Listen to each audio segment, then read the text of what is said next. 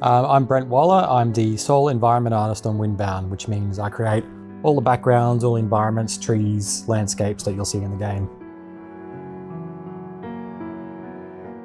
One of the things we wanted to do right from the very beginning was kind of take a step away from Satellite Rain, which was that dark, gritty, neon kind of world.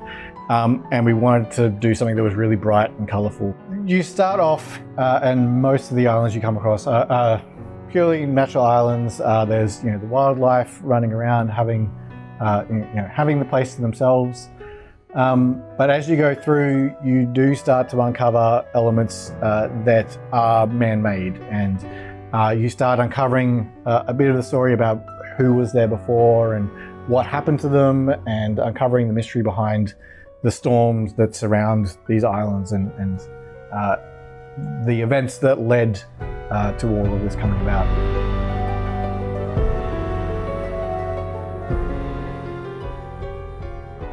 Part of the story is you've got this big storm, which is in itself is kind of a mysterious force that's holding you in this place.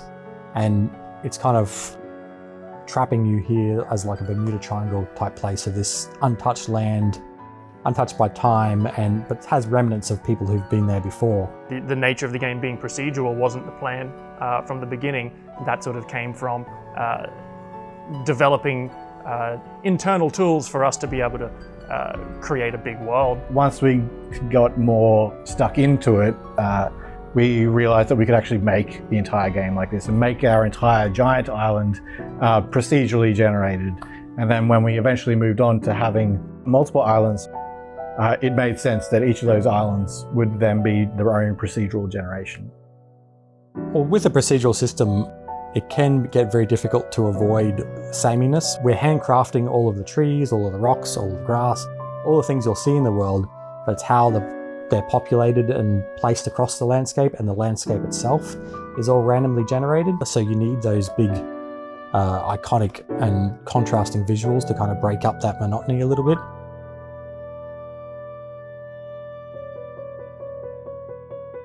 We've got these big pink forest biomes that are they're somewhat rare. You might see them in one every 3 or 4 forest biomes, but they're very visually striking and you won't forget it.